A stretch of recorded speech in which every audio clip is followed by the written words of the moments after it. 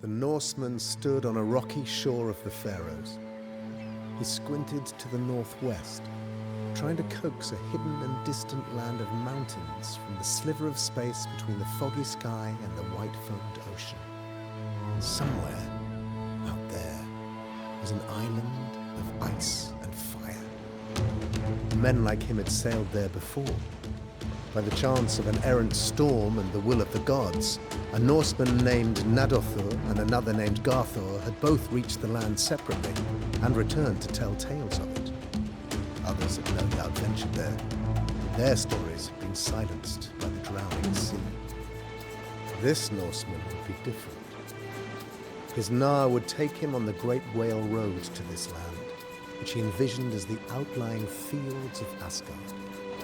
This would be a land of plenty, where he could be his own man and work his own land, a challenge in the increasingly crowded Faroes, to say nothing of Norway, where King Harald Finehair ruled with an iron fist. The Norseman pushed his Gnar into the sea, beginning his journey. At the very edge of his own world, where it stretched to touch another, he would touch Valhalla's edge.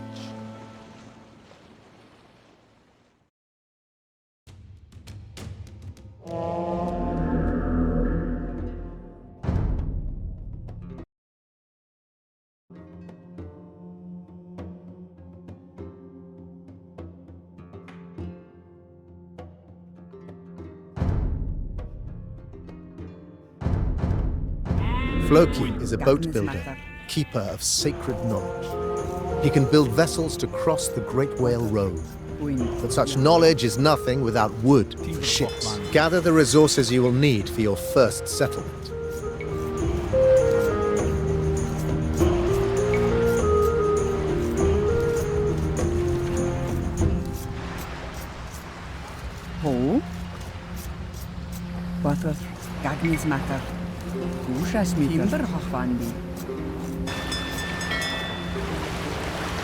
Ingolfur Arnason, tall and fiery, exiled from Norway for murder.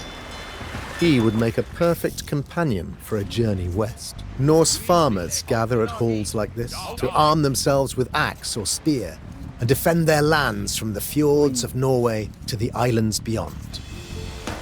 Fastened with iron rivets, the overlapping planks of the Gnar's construction allow the ship to weather the high seas. But such methods are not perfect. The ship will suffer damage at sea and must be regularly repaired on shore. If it stays on the ocean too long, it will sink, sending its passengers to a watery grave. A Norse house provides shelter for 5 souls from whatever the northern sea brings upon man.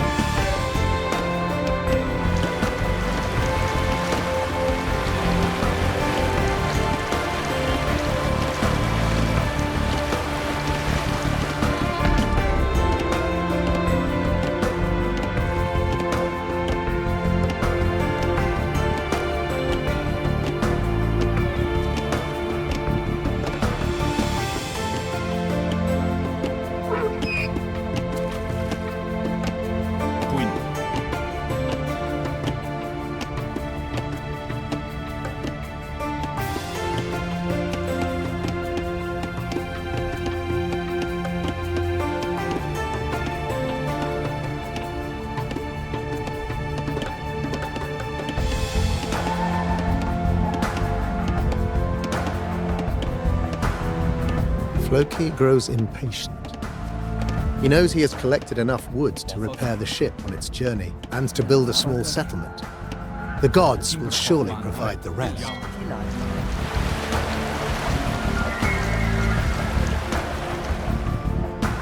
The sea of worms gnaws at the planks of the ship. It will sink if it does not reach land soon. There are rumors of an island further northwest, Iceland, land of ice and fire. It is summer, and only dull grasses and shrubs emerge from the still cold earth. Some Irish make a hard living here, tending animals and worshipping their dead god. They will need to be defeated and Iceland settled. But Floki's band of travelers are no match for the Irish. There may be other lands further west to settle.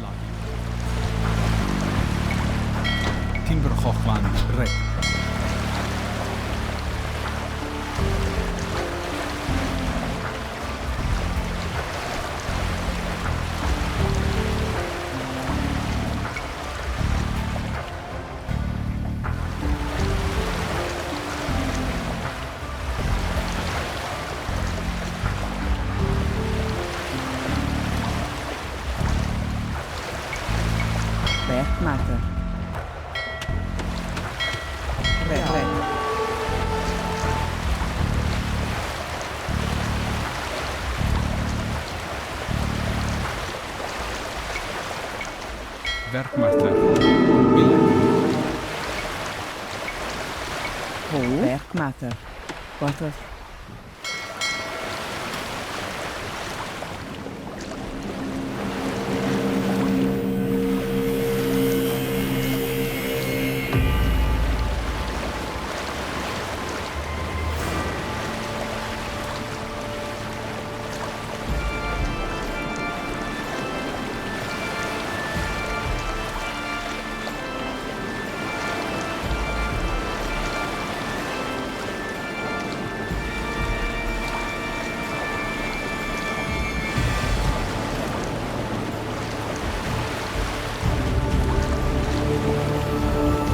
Summer life springs forth beneath the snow-covered mountains of this land. The grass is a vibrant green here, and the waters teem with fish, but trees and shrubs are scant. If a settlement is to grow here, wood must be brought from elsewhere. There is little wood in the east, but perhaps forests lie further west. No ship can survive that journey, however. This building marks the start of a settlement and the birth of a new kingdom. As the settlement grows, the Norse noticed bear tracks. These bears are far stronger than those of Europe. Only the toughest warriors can hunt them. Powerful bears will wander into the settlement. Warriors and palisades are needed to protect the villagers from these fearsome beasts. The animals can also be hunted for their pelts.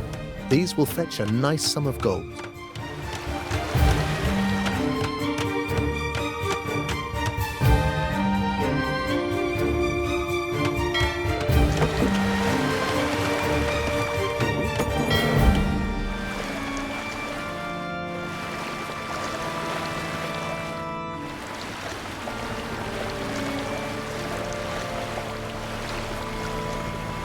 The air gets colder and the ground tougher the further north the settlers venture.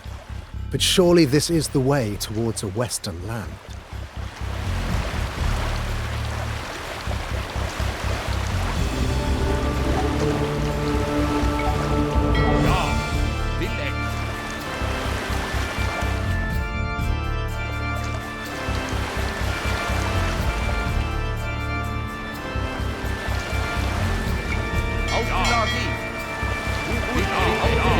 A strange totem, surrounded by human remains, is the only evidence of prior settlement on this land.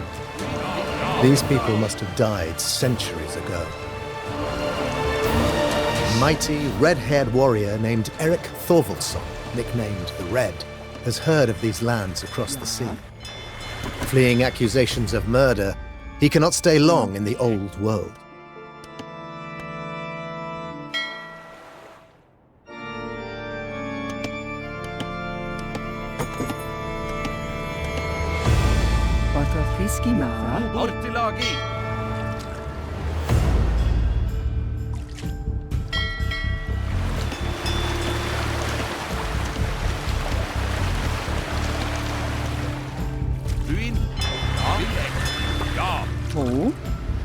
Whisky Mather, alti laghi.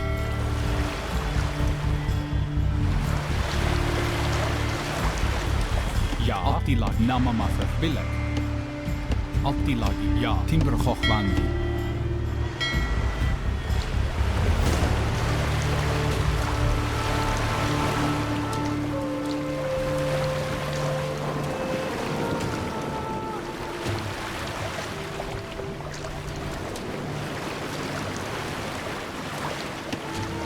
Water. Timbergochwandi, Timbergochwandi.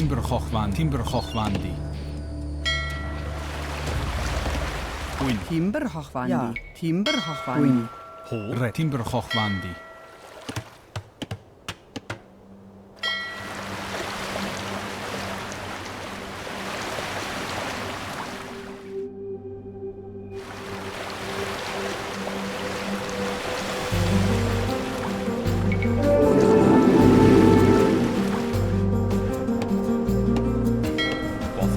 Timbergochwandi.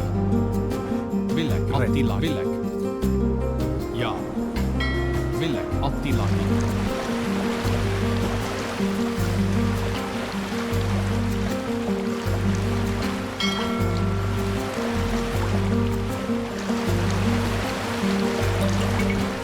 Whisky Mather.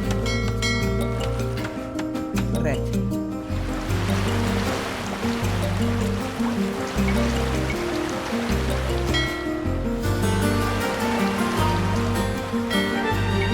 Red Mather. Bilek.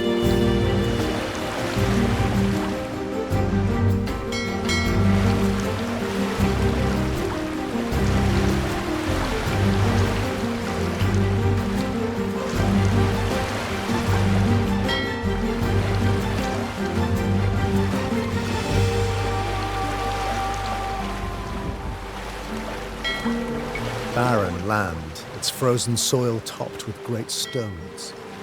Hello land, land of the flat stones.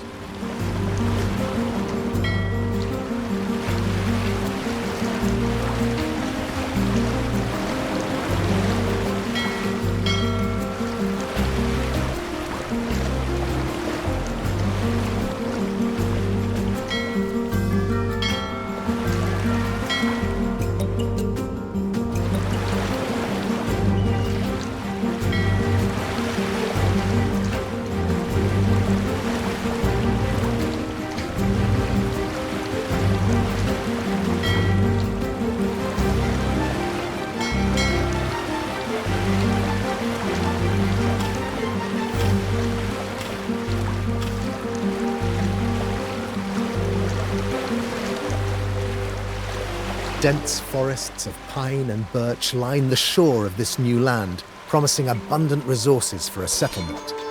But the trees also hide unknown dangers. Red blood leaks from the painted ruddy warrior lying lifeless in the dirt. War has come to this new land. Water.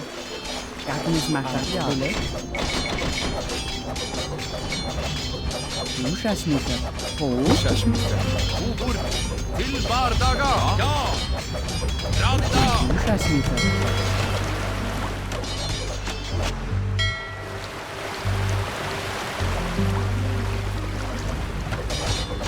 Ushasmither. Timberhochwandi. Ruin! Radida!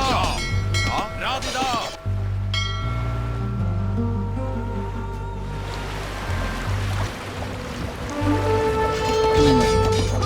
Til bardaga! Ho.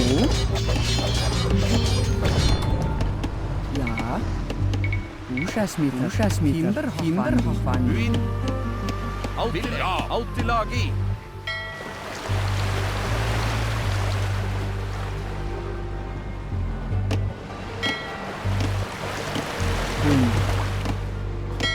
Water. Ja. Ruin!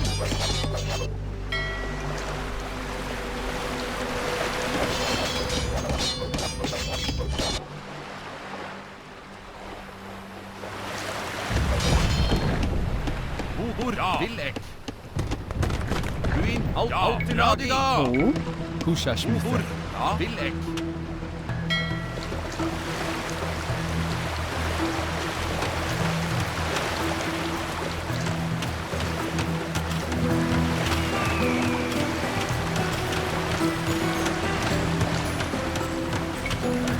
Ruin. Ubur. Ja, Húsas mither.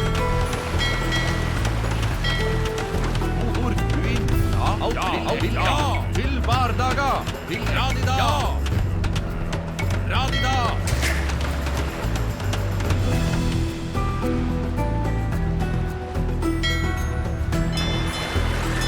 Ja.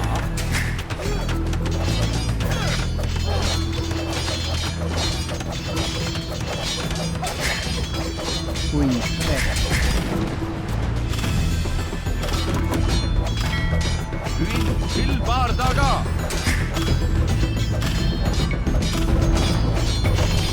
Butter. Ja. Butter. Ja. O. Ja. Altilagi. Villek. Ja. Villek. Altilagi. Ruin. Ja. Altilagi. Villek. Ruin. Altilagi. Altilagi. Radida. Ruin. Til Bardaga. Ja. Radida. Radida. Ruin. Ja. Uin. Ja. Ja. Villek. Til Bardaga. Vathas. Ja. Red. Húsas mither. Húsas mither. Timber Hochwandi. Ja.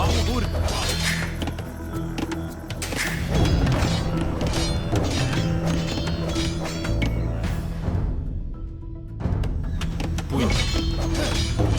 Húsas mither. As the settlement in Vinland grows, the Norse learn techniques to improve their ships for the ocean crossings. Some of the settlers worship the White Christ. Will this new land be firm ground for this religion? Or will the ways of Odin and Thor remain? Vathas. Villek. Húsas mither. Ja. Gagnis mither. Húsas Timber Hochwandi.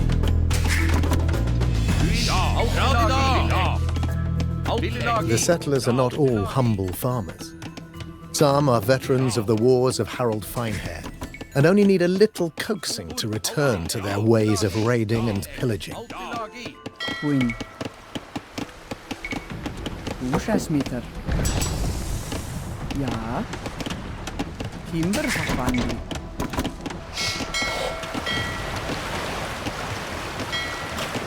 Uin. Vathas.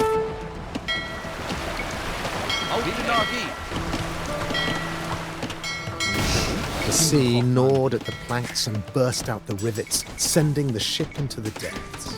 Oh. The daughters of the sea god embraced the doomed passengers and crew.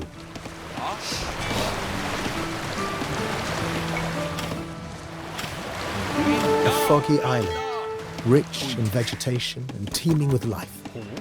Gulls circled the banks off the coast, spearing the swarms of cod and haddock that flourish here.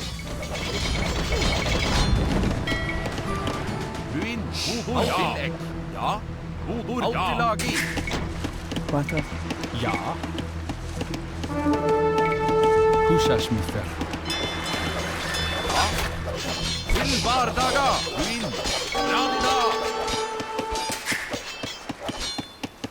Altilagi. Húsas mither. Timber Hochwandi.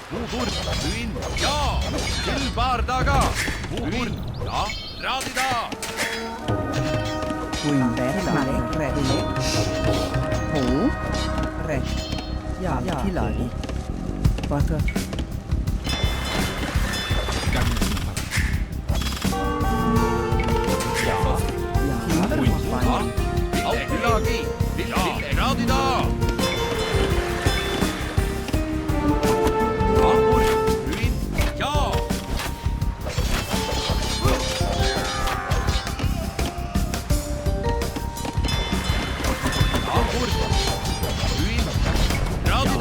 Queen.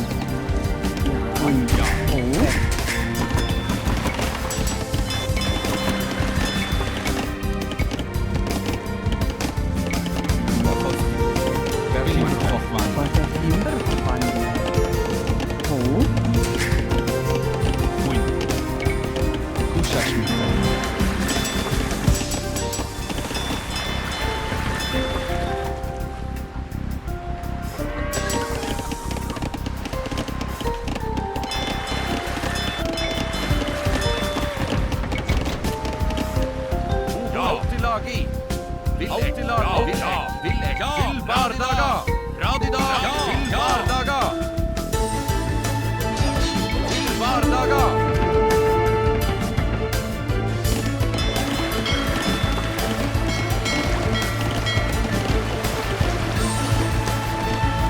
The Norse settlers learned to clean, cook, and repair their ships to prevent the Sea of Worms sinking their vessels. Ships can now cross the oceans safely. Water wind. Oh, Ushasmeter. Wind. Timber Hafandi. Bilek. Ushasmeter. Timber Hafandi. Water. Ushasmeter. Bilek. Radida. Wind.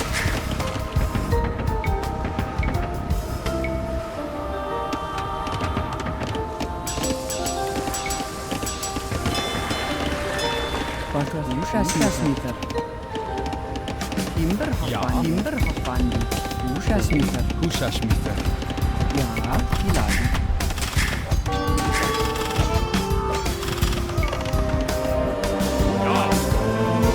Alltid-lagi.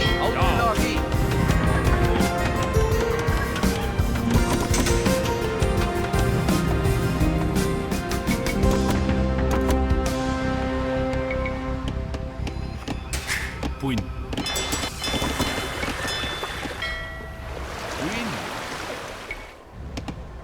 Bodor. Alltid-lagi. Alltid-lagi. Buin. Bilek. Bodor.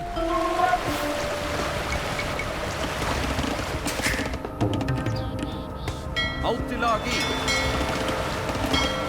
Oh, Timber Hafandi. Bothod.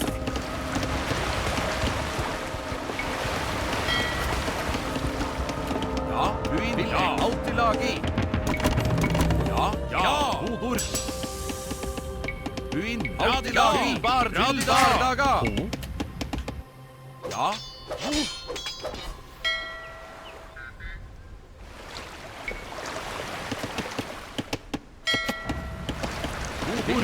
Alltid-lagi.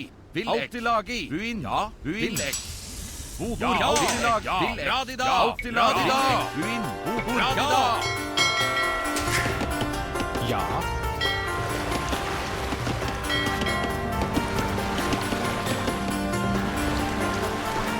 Radida. Bodor. Til bardaga.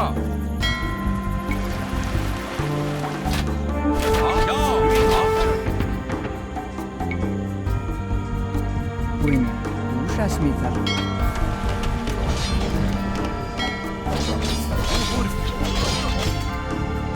Radida. Til bardaga. Radida. Alltid-lagi. Til bardaga.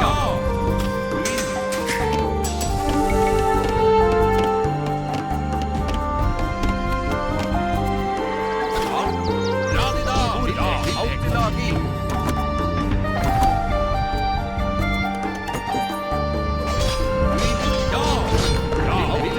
Radida. Til bardaga. Bilek. Radida.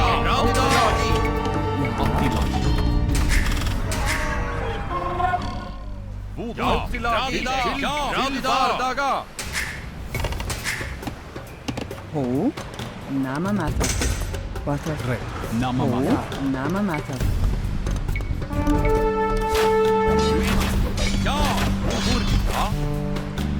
Alltid-lagi.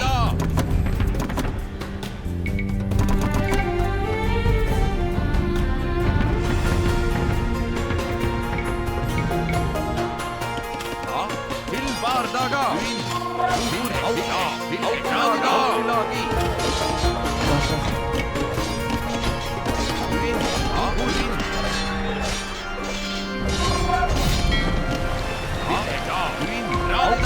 Radida. Bardaga. Alltid-lagi. Til bardaga. Radida.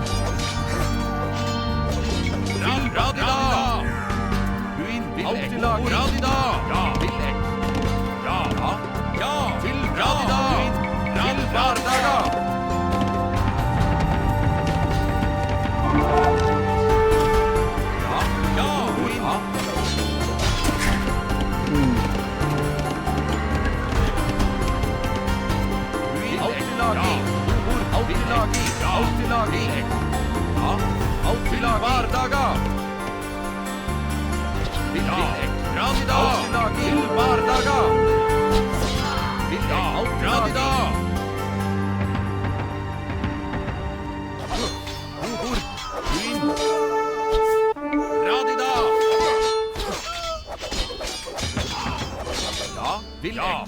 Buin. Autilagi. Autilagi. Autilagi. Ja.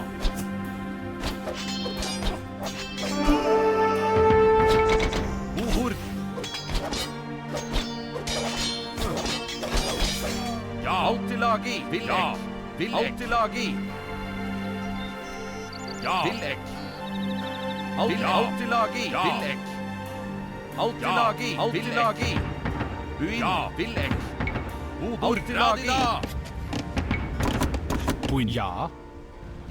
Autilagi. Vilek. Til bardaga. Vodur. Autilagi. Buin. Buin. Vodur. Til bardaga. The impassioned howls of the berserks fill the cold northern air as they thunder their shields. These veterans of the wars of Harold Finehair lust for pillage and spilt blood.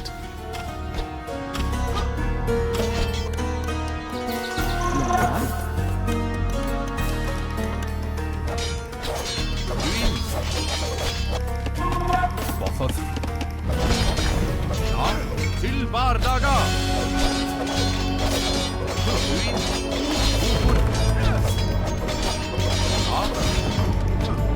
Radida. Buin. Autilagi. Radida. Autilagi. Til bardaga. Bardaga. Autilagi. Uhur. Buin. Vilek. Radida.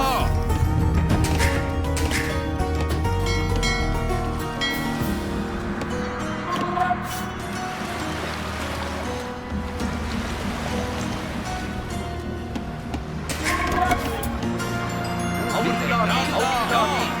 Vilek. Autilagi. Radida. Autilagi. Autilagi. Autilagi. Autilagi. Autilagi. Autilagi. Vilek. Bothos. Ja. Ja. Autilagi. Vilek. Autilagi. Autilagi. Til bardaga. Radida.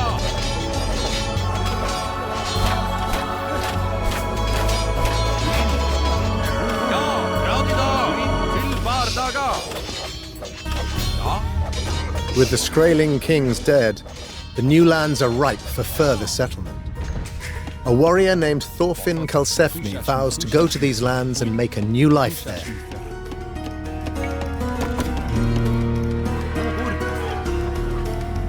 Ho. Vilek.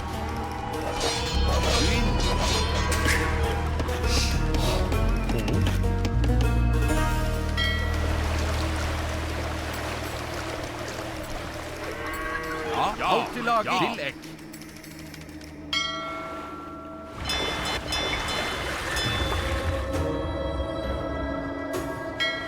Autilagi. Autilagi. Buin. Ja, Vilek. Radida.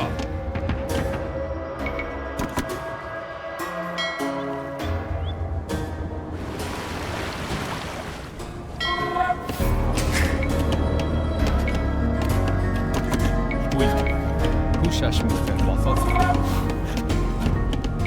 Pushashmifer.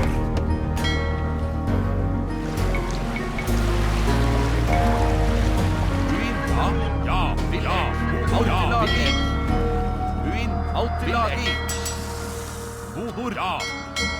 Ja. Pushashmifer.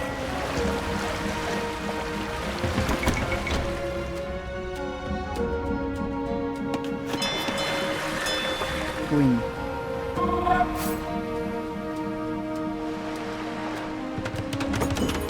Ho. Namamafer. Ja. Namamafer. Bothos.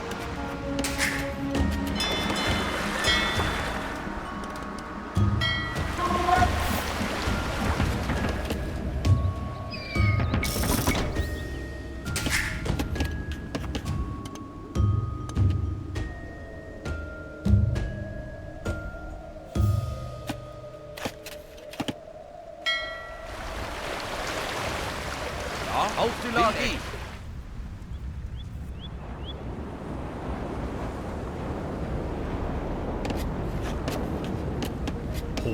Timber Khokhvandi. Pushashmither. Ja. Queen. Timber Khokhvandi.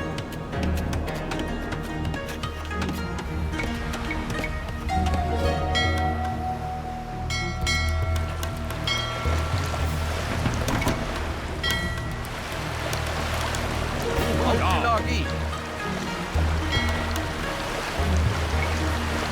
It seems the White Christ has triumphed here as well, at the edge of Valhalla.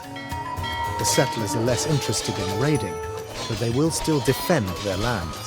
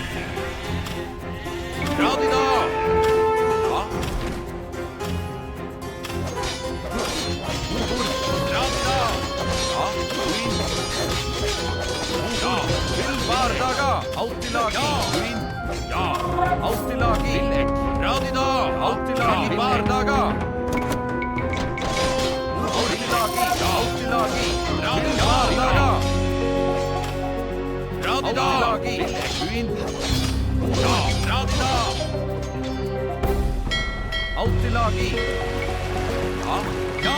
Bothod. Abtilagi. Ja. Ja. Abtilagi. Hushashmither. Hushashmither. Hushashmither.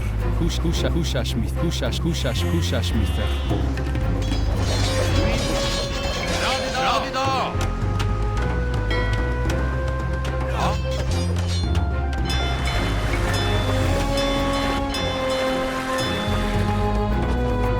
Urin. Til bardaga. Til bardaga. Ja. Ubur. Altilagi. Radida. Uin.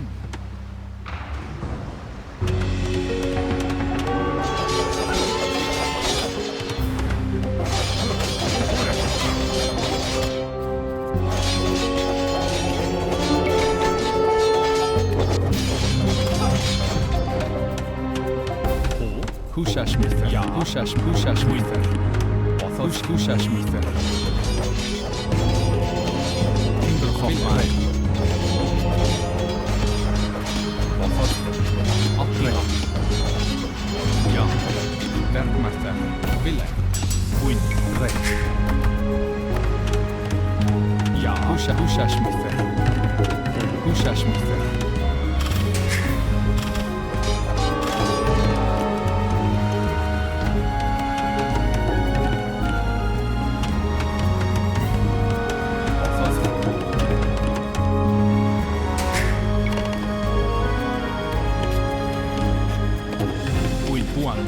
Timberhoffmandi.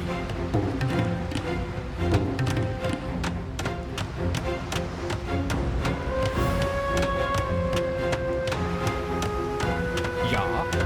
Bothod. The Norse ventured onto the Great Whale Road, discovering lands beyond their imagination. Lands of ice and fire, of frozen glaciers, and of great forests swarming with caribou. The stories of these lands would be told for centuries in the sagas. Long after the last Norsemen leave, in the ports and taverns of Europe, the adventurers of a later age would listen and would return.